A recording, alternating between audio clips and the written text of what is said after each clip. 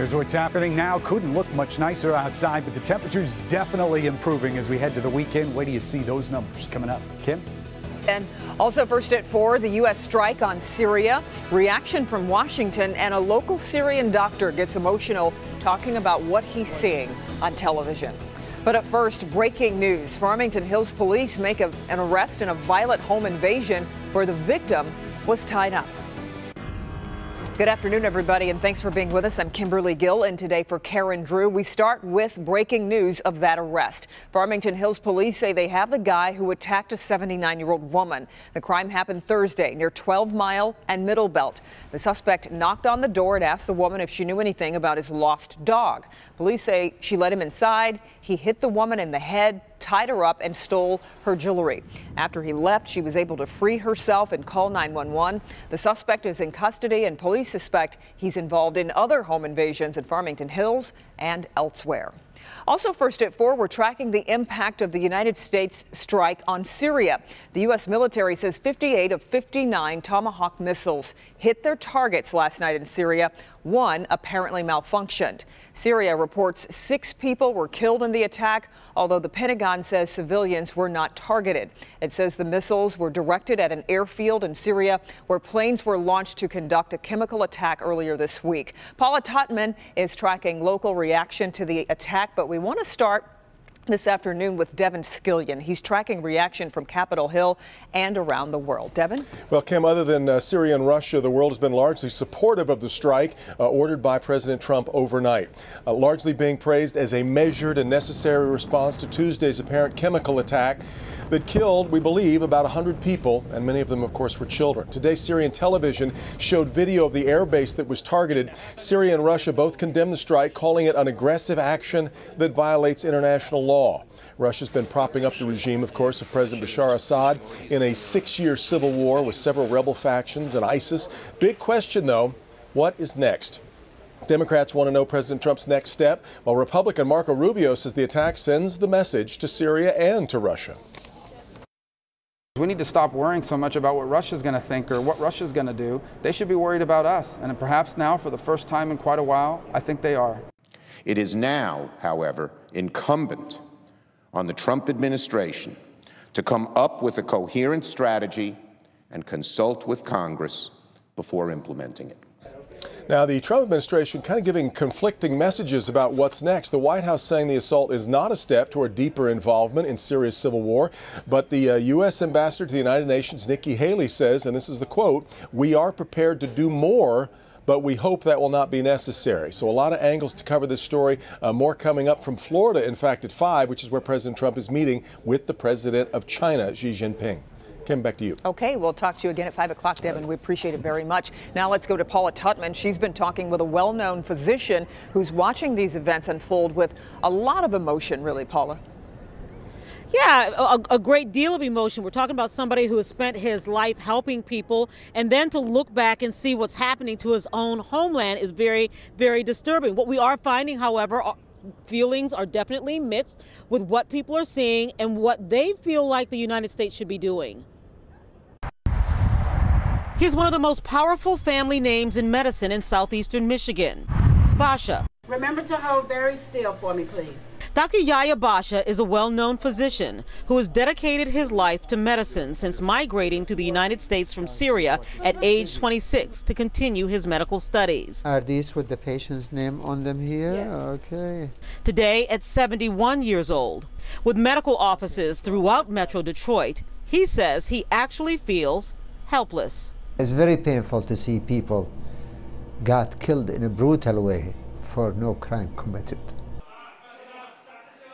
When he sees the pictures of men, women, and children gassed in Syria, not far from the town he grew up in, he suffers. So humbling or so weakening and also sometimes challenging to the people believe. You know, there is a God created all those people.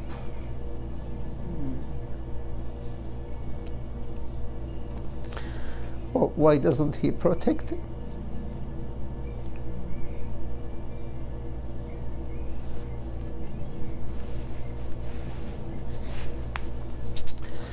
Need God's people to protect his people. He says he supports the president's first steps by launching airstrikes to do something. Okay, I know there's one behind the NLF flag. Yeah. Joe Mashakwar, also of Syrian descent, disagrees, however. He's a first-generation Syrian American. His father immigrated to the United States before he was born. He has grown up in a democracy, but sees himself as a socialist, and he believes that the United States should not be a part of this fight. Only road to peace in the entire Middle East is for the U.S. to leave and for the people of the Middle East and Syria to solve their problems themselves. You know, I think a lot of people will have different opinions of what the United States should be doing in this case, but I also think most reasonable people looking at those pictures of those people gassed will have pretty much the same conclusion, and that it is horrific. Kimberly? Yeah, it really is hard, difficult to look at those pictures indeed. Paula, we appreciate it. And in addition to our coverage here, NBC News is also covering the strike on Syria. They have reporters all over the world. Join Lester Holt tonight at 6:30 here on Local 4. Meanwhile, we are still following that breaking news out of Stockholm, Sweden. That's where police are searching for the suspect who plowed through pedestrians with a truck, killing at least 4 people and injuring 15 others. The attack is being called an act of terror by Sweden's prime minister. It happened earlier today on the busiest street in Stockholm's city center.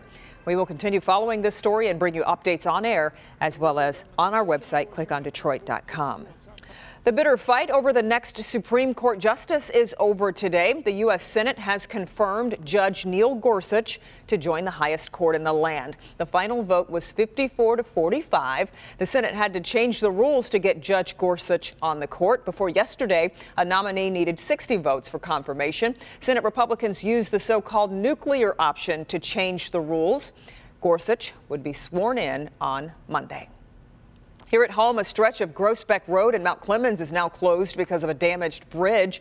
Groesbeck between Cass and Elizabeth Road is closed so that the Rose Street pedestrian bridge can be torn down. State transportation officials said today the bridge must come down immediately after it was recently hit and damaged. Groesbeck is expected to reopen tonight or sometime early tomorrow. Delta Airlines customers are upset after multiple flights have been canceled or delayed due to severe weather nationwide, some right here in the Detroit area. Several frustrated passengers have contacted Local 4 to say they were stuck for hours waiting for answers. Just look at that line. Delta tells us that they are working to get everyone to their destinations as quickly and safely as possible. If you are flying, be sure to check delta.com for your flight status. Well, with the weekend weather warm up, a lot of you will probably want to have fun on the water the next few days, but the Washtenaw County Sheriff's Office is warning the public to be extremely cautious when having fun or on any stream or river in the area. The recent heavy rainstorms have elevated water levels, causing an increase in the speeds of the currents. They're asking everyone on the water to wear a life jacket and to be careful.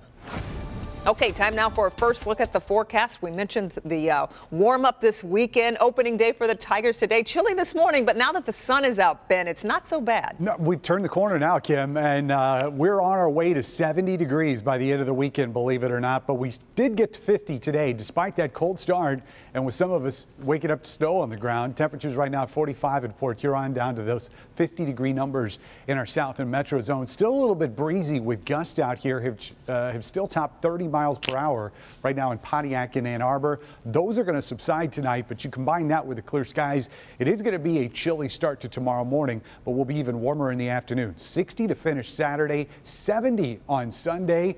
And this is not the end. We'll look at some warm temperatures that will carry through most of next week coming up in a few minutes, Kim.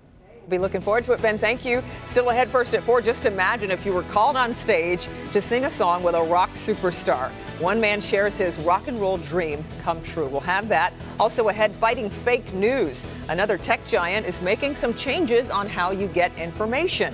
But at first, 2 Help Me Hank consumer alerts. More than 1 million cars are being recalled because of possible engine failure and a new data breach. We'll have those stories next.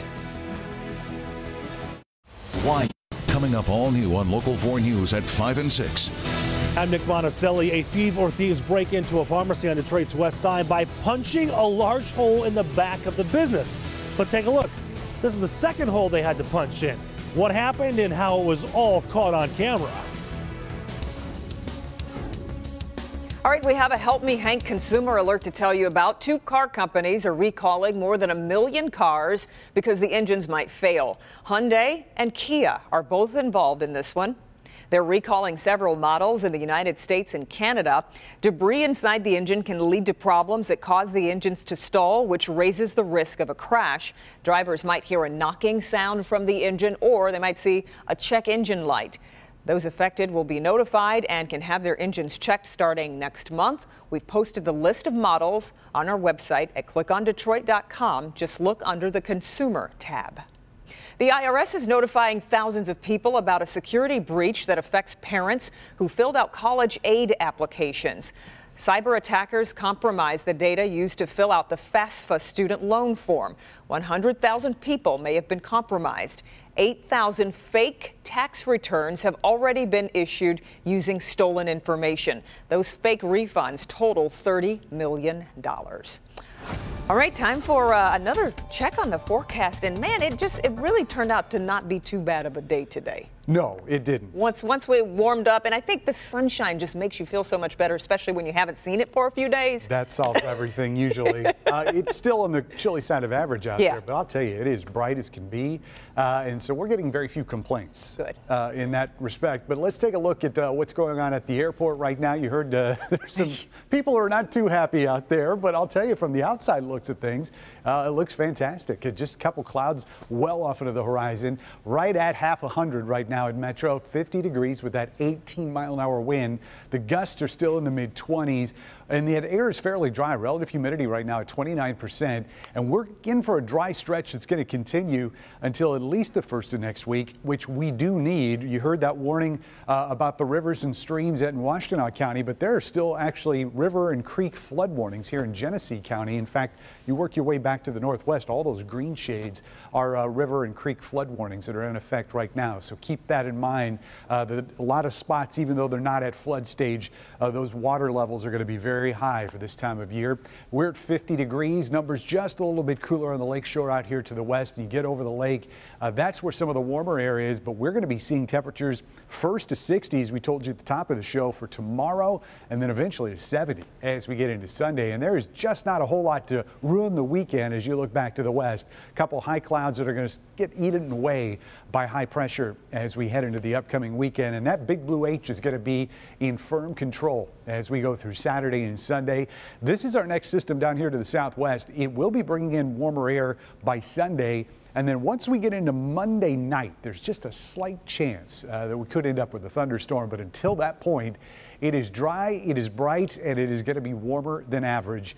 Except for some of these nighttime lows. Because of the clear skies and lighter winds as we go into tomorrow morning, that's going to allow these temperatures to drop. We'll be right around freezing in the city, and then you start getting north towards M59, upper 20s for lows there.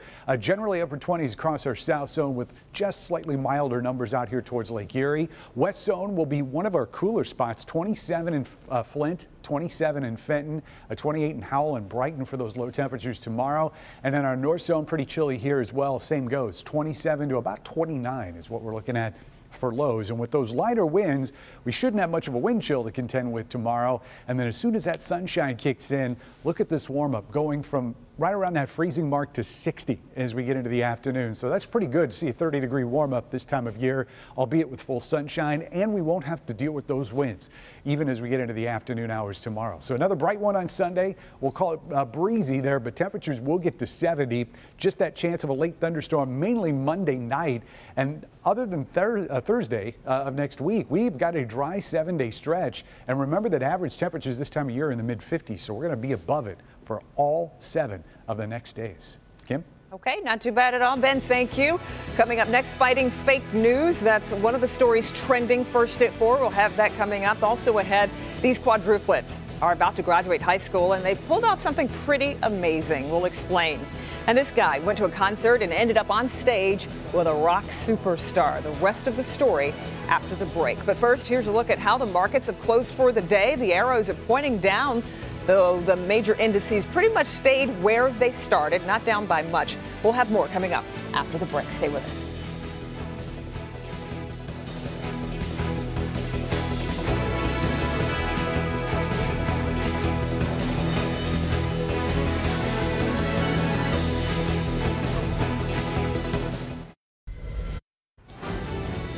All right, welcome back, everybody. In today's trending stories, Google is trying to crack down on so-called fake news. The search engine giant is rolling out a fact-checking feature to verify stories.